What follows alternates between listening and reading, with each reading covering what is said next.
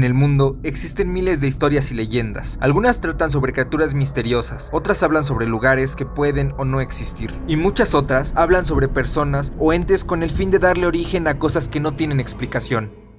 Mefistófeles es comúnmente considerado como un subordinado de Satanás, el encargado de capturar almas, o bien como un personaje tipo de Satanás mismo. El nombre de Mefistófeles o Mefisto puede tener varios significados, pero el más conocido es el que no ama la luz. Sin embargo, el significado de la palabra no se ha establecido por completo, ya que su nombre sugiere conjeturas en idioma griego, persa o hebreo, y además puede tener pequeñas variaciones como Mefistófeles, que significa enemigo de la luz, Mefaustofiles, que significa enemigo de Fausto, o Mefistofel, que significa destructor mentiroso. Mefistófeles es muchas veces presentado como una figura tragicómica, atrapado entre su victoria al lograr que las grandes masas dejen de considerar a Dios como el centro de todas las cosas, y su derrota al perder relevancia él también por el mismo motivo. Mefistófeles siempre ha sido considerado como la representación más refinada del mal, siendo caracterizado con ropas faustosas, propias de la nobleza y con una mente fría, racional y con un alto nivel de lógica, misma que utiliza para atrapar mentalmente a las personas y hacer que ellas sigan sus propósitos. Algo importante a mencionar es que este demonio nunca es mencionado en la Biblia, pero a pesar de ello, algunos escritos apócrifos dicen que fue el segundo demonio que se unió a Lucifer durante la rebelión contra Dios, y también el segundo en caer durante la batalla. Hablar sobre Mefistófeles es hablar del Dr. Fausto, pues este demonio es un personaje clave de la obra literaria La trágica historia del Dr. Fausto. El Dr. Fausto era un hombre que todo lo sabía. Siendo doctor en medicina, estudió también teología, pero sus ansias por dominar todos los campos del conocimiento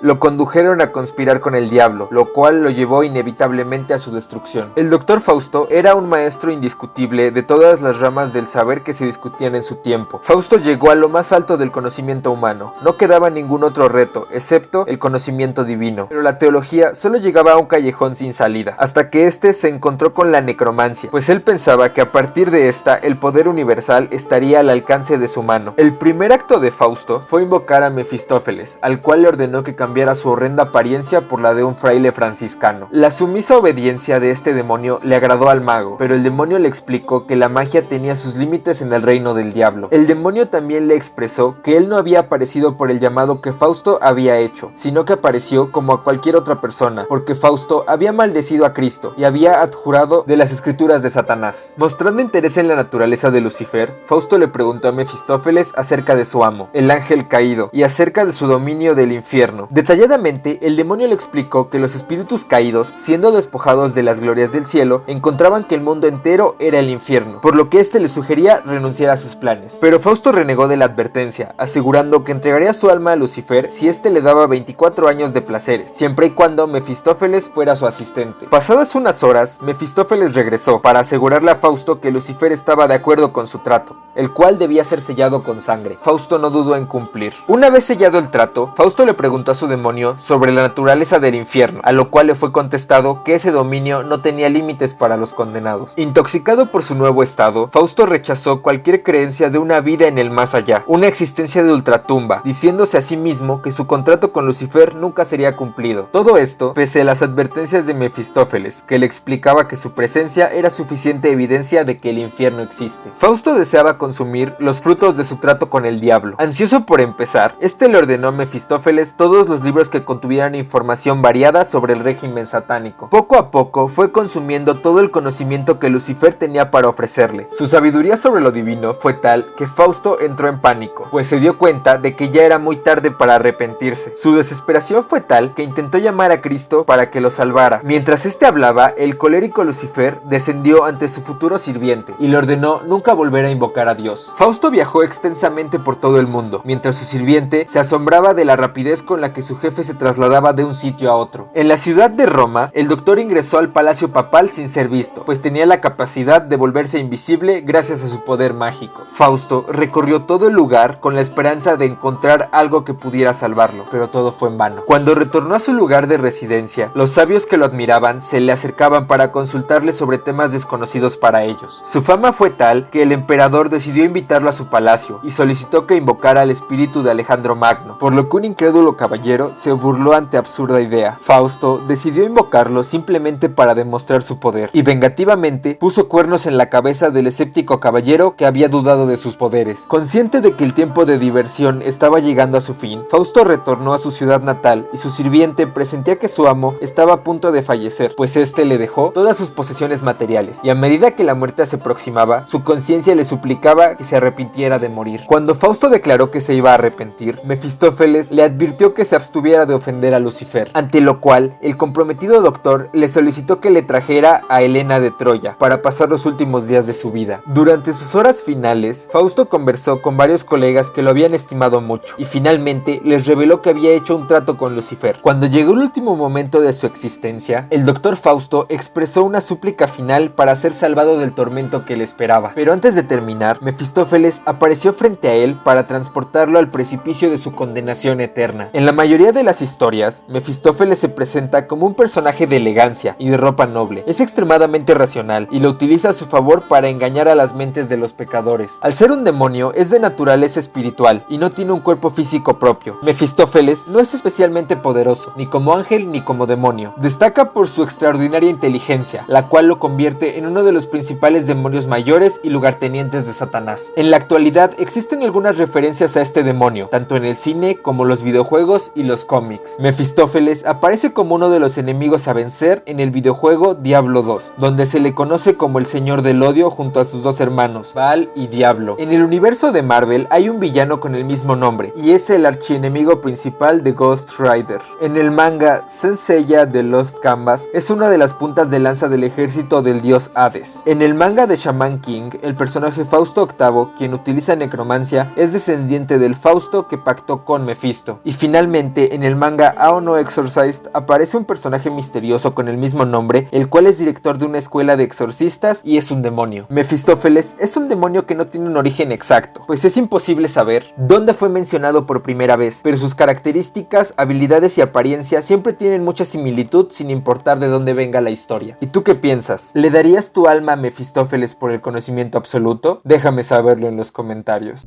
Si el video te gustó, no olvides suscribirte al canal, darle a like y compartirlo con tus amigos. Hasta la próxima.